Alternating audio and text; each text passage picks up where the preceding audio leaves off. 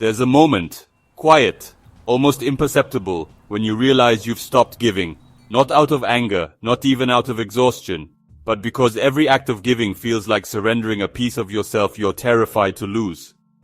That was me, Kaito. I remember the day it truly began. The air at Ivory Row estate felt thick, heavy with words unsaid. I watched the world outside waking up, the manicured lawns and quiet streets of Ivory Row coming to life, but inside, I felt numb. Like I was watching my own life from behind glass. It didn't happen all at once. It was a slow unraveling, 1,000 tiny threads snapping in silence. At first, it was the little things. Her hand reaching for mine across the table, my fingers curling away, pretending not to notice. I'd leave for work without a kiss. The scent of her coffee lingering in the hallway as I closed the door behind me. Her texts would light up my phone, but I'd let them sit unread, telling myself I'd reply later, always later. She noticed. She always noticed. Her eyes would linger on me, searching for something I no longer offered. The silence between us grew thick, pressing in around the edges of every morning, echoing through the high ceilings and sunlit rooms of Ivory Row estate. We sat side by side, two bodies sharing space but not warmth. I played my part, physically present, nodding at the right moments, but my mind was miles away. I convinced myself it was enough. I gave her my presence, but not myself. I was there, but I wasn't. I remember Nia in the kitchen, her movements slow and careful. She'd make breakfast for two, always 2 plates, even when I barely glanced at mine. The smell of toast, the warmth of the stove. She tried to fill the space between us with small acts of care, hoping the comfort of Ivory Row's home would seep into our hearts. I'd sit across from her, eyes glued to my phone, nodding absently as she spoke. Her voice would falter, searching for a response that never came. I told myself I was just tired, that she was asking too much. The truth is, I was afraid. Afraid that if I gave too much, I'd lose myself.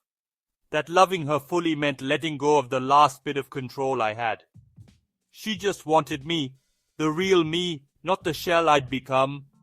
One morning, she left a letter on the table, her handwriting shaky, the words simple. I don't want perfect. I want honest, real, you. I read it, heart pounding, but I couldn't answer. I folded the letter, set it aside, and told myself I'd talk to her later, but later never came. I was terrified that if I opened up, I'd disappear. I thought control was safety. I built walls, brick by silent brick, believing they'd protect me. But all they did was keep her out. The silences grew longer. The coldness seeped into every corner of our home at Ivory Row estate. We became strangers, passing each other in the hallway, eyes averted, hearts closed. Every morning, she'd leave for work in her red coat, the color bright against the gray sky above Ivory Row. She stopped saying goodbye. I watched her from the window, convincing myself she'd always come back. That was the lie I lived in, that love could survive on presence alone, that she'd wait forever. The last time she asked, her voice was soft, almost pleading. Can you just talk to me? Can you just show up? Her words hung in the air, fragile and desperate, echoing through the quiet halls of Ivory Row estate. But I stayed silent, cold, distant. I thought I was protecting myself, but all I did was push her further away. One morning, she walked away, her suitcase trailing behind her, the door closing softly. This time, she didn't look back. I sat at the table, staring at the empty chair across from me. It wasn't that she asked for too much. I just kept giving less, piece by piece, until there was nothing left to give. When I finally walked into her study, it was empty. A single note on her desk, her handwriting steady this time. You don't have to worry about giving anymore. I'm done asking. Yeah, but that's when it hit me.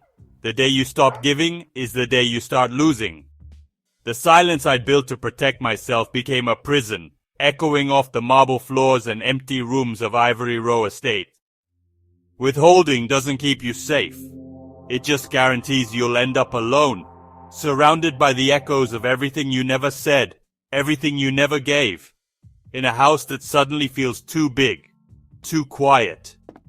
If you're listening, don't wait until the room is empty, until the scent of her perfume is all that's left, to realize what you had. Don't let the walls of your own Ivory Row become your only company. The day I stopped giving was the day she stopped waiting. And in that silence, I finally heard the truth I'd been running from all along, echoing through every empty room of Ivory Row estate.